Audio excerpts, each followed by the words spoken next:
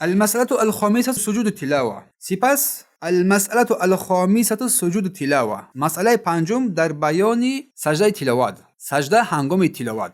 مشروعیته و حکمه. اولا مشروعیت جایز بودن و حکم آن. بدون برادر و خواهر گرامی که سجده سهو مشروع یعنی جایز است، یعنی مستحب است. وقتی کسی آیت را بخواند که در آن سجده آمده است باید آن را در آن حالت سجده نماید، یا که هنگامی که آن را میشنود. از ابن عمر رضی الله عنهما روایت است که گفت کان النبی صلی الله علیه و سلم، اینکه پیامبر صلی الله علیه و سلم یقرأ علینا سوره فیها سجده، اینکه رسول الله سوره رو برای ما میخوان که در آن آیت سجده بود. فیسجد و نسجد معه، سجده میکرد و با همراه پیامبر سجده میکردیم. حتی ما یجد احدنا موضعا لجبهته، اینکه کسی از ما چیز موضعی رو در زمین برای گذاشتن پیشانی نمیافت. حدیث متفق علیه بخاری و مسلم است که حدیث رو بخاری تحت رقم 1076 و مسلم 575 روایت کرده است. پس سجده تلاوت سنت است نه واجب. این از قول صحیح و درست‌تر که سجده تلاوت این سنت است. و دلیل آن زید ابن ثابت برای پیامبر صلی الله علیه و سلم سوره النجم را خواندند. سوره نجم را خواندند ولی پیامبر سجده نکرد که این حدیث را بخاری تحت رقم 1073 روایت کرده است.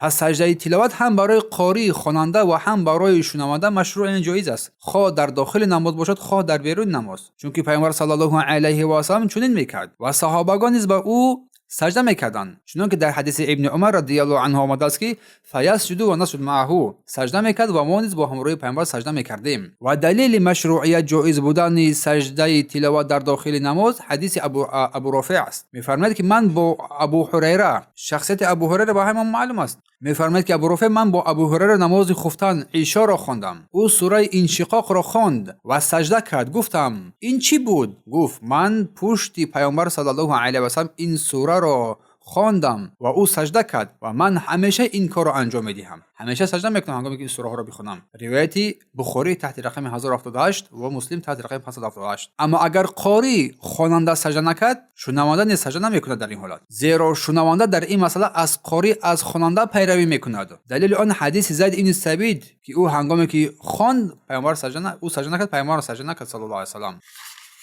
دوم فضله. دوم در بیان فضیلت سجده تلاوت. از ابو هریره رضی الله عنه روایت است که پیامبر صلی الله علیه و سلم فرمودند اذا قار ابن آدم السجده فسجد اعتزل الشیطان فبكى. هرگاه فرزند آدم، یعنی که انسان، آیت سجده را بخواند و سجده کند، شیطان از او دور می شود و گریه می کند. یقول، میگوید شیطان، یا ویله، ای وای بر من، میگوید امر ابن آدم بسجودی فسجد، فرزند آدم امر به سجده شد پس سجده کرد. فله جنه، از برای او جنت است. و امرت بسجودی فابیت ولی النار، پس بر من امر شد که من سجده کنم و سجده نکردم برای من آتش است، نار است. روایت مسلم تحت رقم 81. سوم طرزی سجده تلاوت. سجده تلاوت یک بار کرده می شود. وقتی که به سجده می رود تکبیر گویان الله اکبر گویان به سجده می رود یک بار، و هنگامی که سجده کرد سبحان ربی الاعلی می گوید مثل سجده عادی نماز، و می تواند علاوه نماید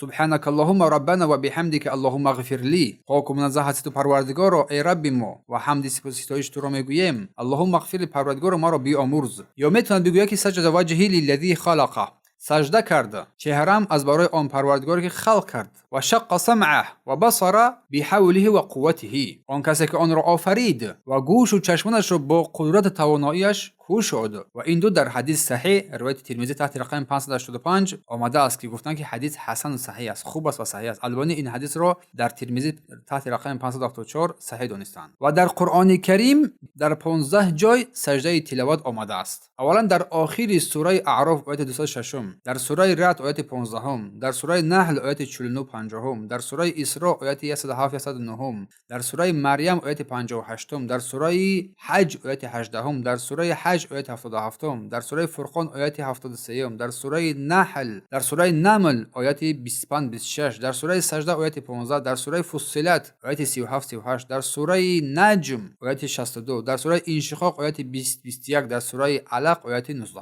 و در سوره صاد همچنین. و این سجده در سوره صاد میگن سجده شکر است. از ابن عباس رضی الله عنه روایت است که فرمودند که لیس صاد من عزائم السجود، پس صاد از سجده های سهو نیست، از سجده های واجب نیست. و قد رأیت نبی صلی الله علیه و سلم یسجد فیها، میگه من دیدم پیامبر صلی الله علیه و سلم را که در آن سجده میکردند. روایت بخاری حدیث تحت رقم 1069. بارک الله فیک. این بود سجده تلاوت.